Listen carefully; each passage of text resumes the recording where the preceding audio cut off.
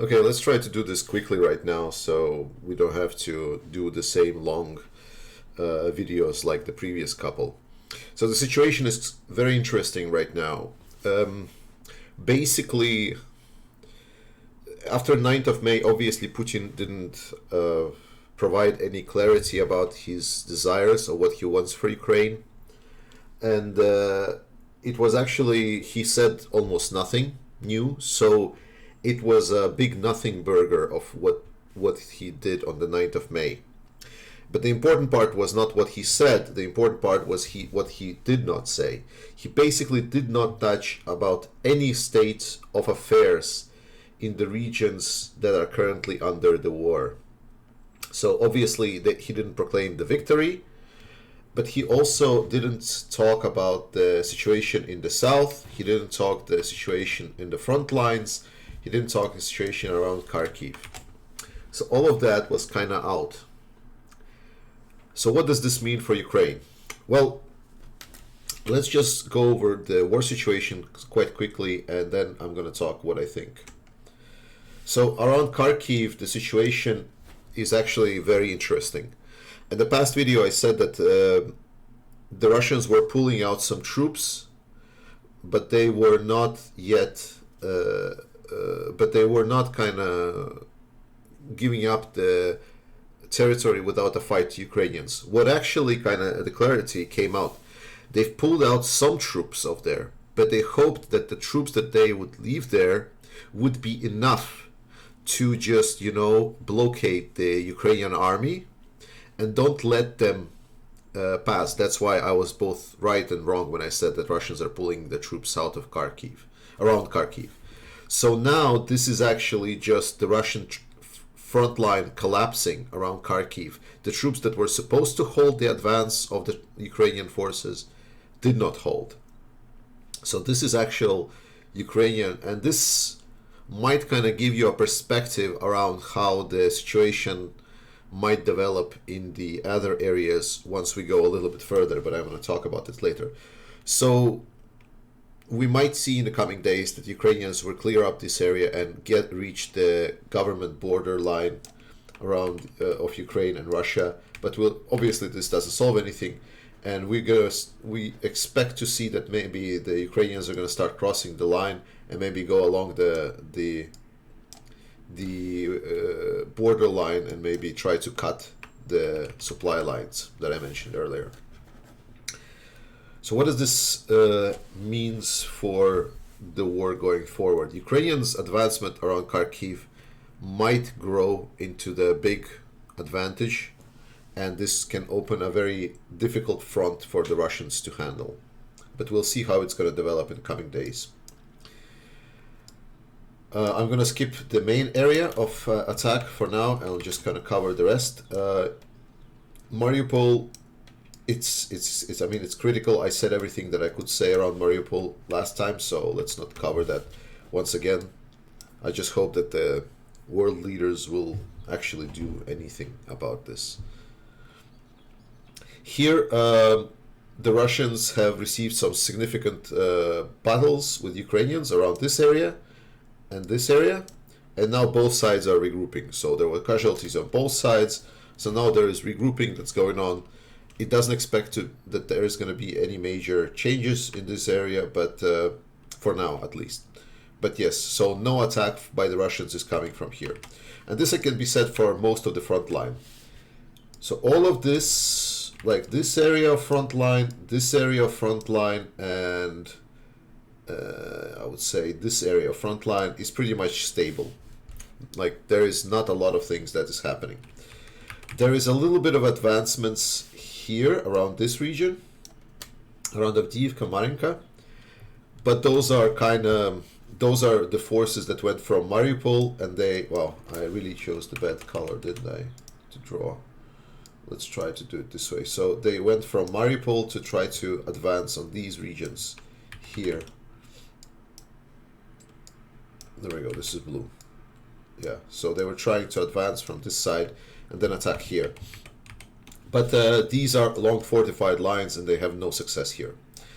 And now the main battle line. Just to reiterate, Right now, the Russians basically gave up on everything, and they say, this is our plan. This is everything that they basically hope to achieve.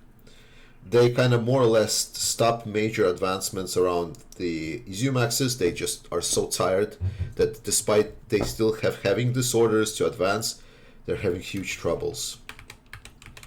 And in this region, they're trying to cross across the river, but Ukrainians are successfully stopping it. But this is where essentially any kind of major advance is still pushing through.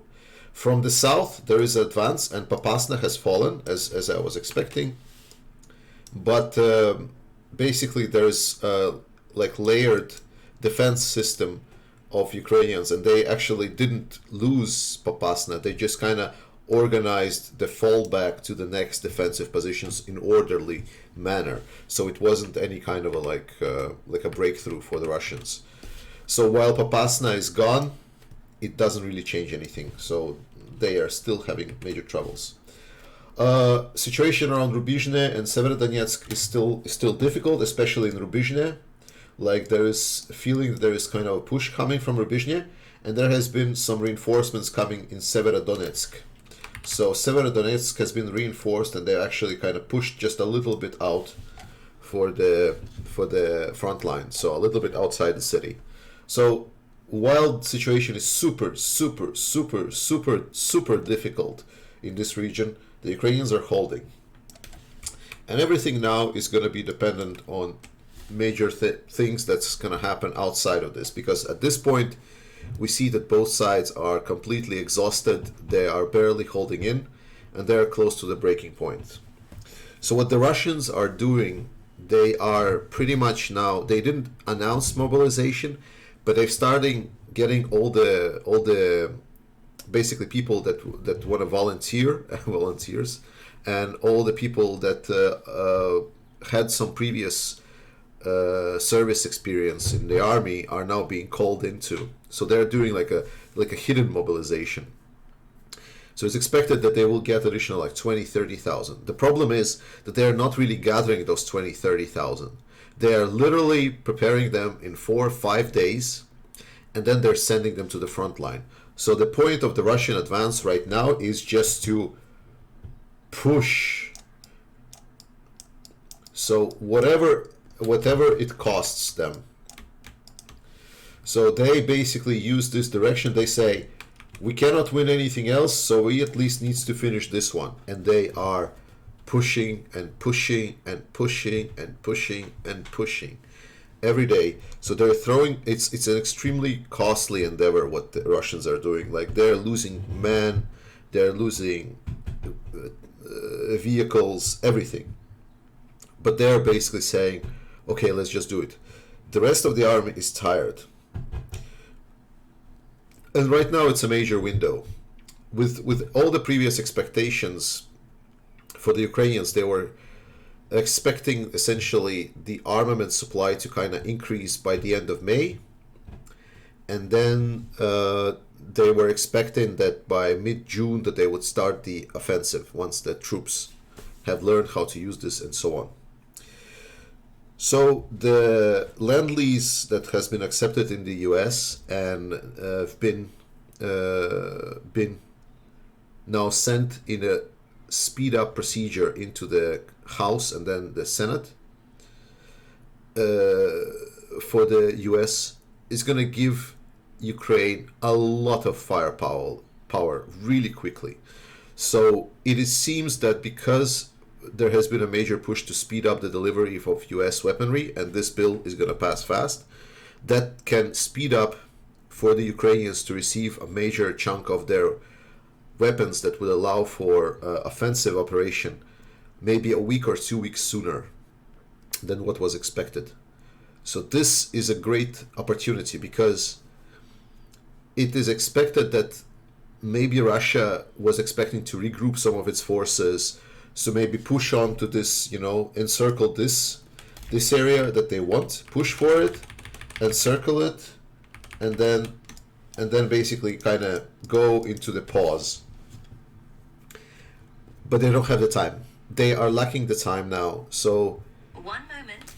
shut up, Siri. Yeah. So basically, what it means is that Ukraine now has about a week or 2 weeks faster advance, so we can start to see that by the end of May, by the start of June, we should hopefully see some kind of Ukraine offensive, especially if the Kharkiv operation continues its success. We might see that it's going to build up from there.